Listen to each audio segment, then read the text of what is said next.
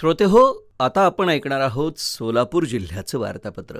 या वार्तापत्रात जिल्ह्यातील 446 ग्रामपंचायती क्षयरोगमुक्त, आगामी जनगणनेसाठी अधिकारी आणि कर्मचाऱ्यांचं प्रशिक्षण सुरू आणि सोलापूर NTPCचं ऊर्जा निर्मितीबरोबर इतर क्षेत्रात देखील उल्लेखनीय काम. यासह ऐकूयात आमचे सोलापूर जिल्ह्याचे प्रतिनिधी महेश पांढरे यांनी पाठवलेला ठळक घडामोडींचा हा आढावा.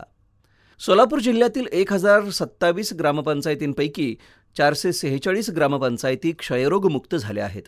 राष्ट्रीय क्षयरोग निर्मूलन कार्यक्रमांतर्गत उत्कृष्ट कामगिरीमुळे सोलापूर जिल्ह्याला राज्यात 5वा क्रमांक मिळाला होता. यंदाच्या वर्षी सोलापूर जिल्हा या अभियानात अव्वल स्थानी यावा यासाठी सर्वांनी नियोजनानुसार काम करावं असं आवाहन जिल्हा आरोग्य अधिकारी आणि क्षयरोग अधिकारी डॉक्टर संतोष नवले यांनी केलं आहे. सोलापूर जिल्ह्यातील पंढरपूर आणि बार्शी इथल्या उपजिल्हा रुग्णालयात तसंच क्षयरोग केंद्रात सिबिनॅट मशीन उपलब्ध करून देण्यात आली आहे.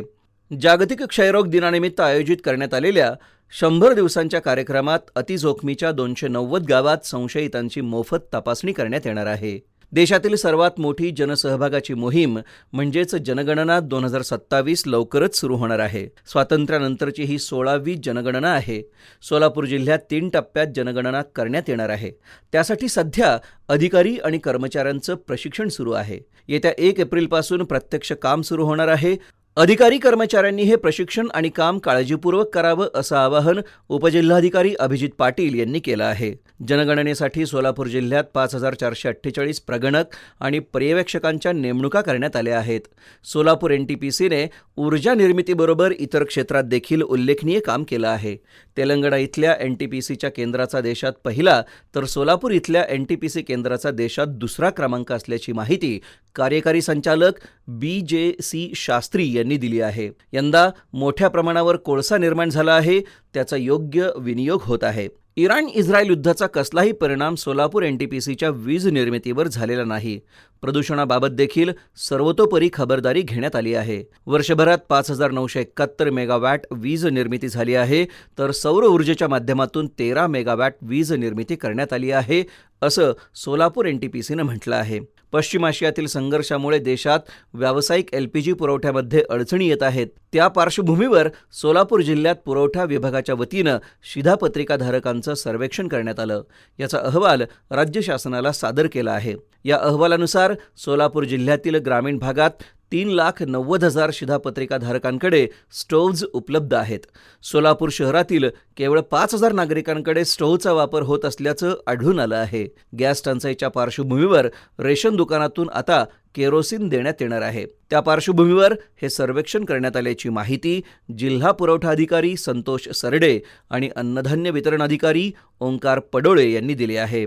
ग्रामविकास मंत्री जयकुमार गोरे यांनी जिल्हा परिषदेच्या आणि पंचायत समितीच्या नवीन सदस्यांना आपापल्या मतदारसंघात विकास निधी उपलब्ध करून देण्याचं आश्वासन दिलं होतं. त्यानुसार जिल्ह्यातील 11 पंचायत समितीच्या सदस्यांना 14,61,00,000 तर जिल्हा परिषद सदस्यांना देखील 14,61,00,000 अशा जवळपास 29,22,00,000 रुपयांचा निधी केंद्र शासनाच्या 16व्या वित्त आयोगातून मंजूर करण्यात आला आहे.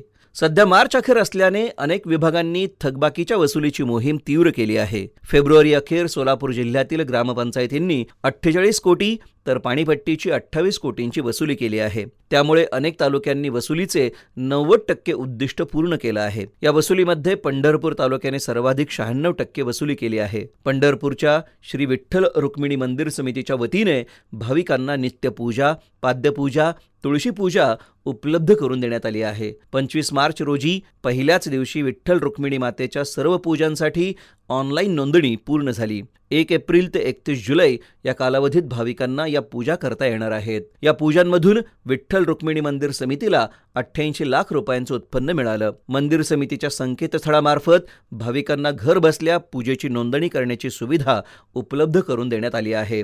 याला चांगला प्रतिसाद मिळत आहे. तर श्रोते हो, हे होतं सोलापूर जिल्ह्याचं वार्तापत्र. आमचे सोलापूर जिल्ह्याचे प्रतिनिधी महेश पांढरे यांनी पाठवलेली माहिती आपण ऐकलीत. वाचन केलं होतं प्रशांत जाधव यांनी. हा कार्यक्रम आकाशवाणी पुणे केंद्राच्या प्रादेशिक वृत्त विभागानं सादर केला.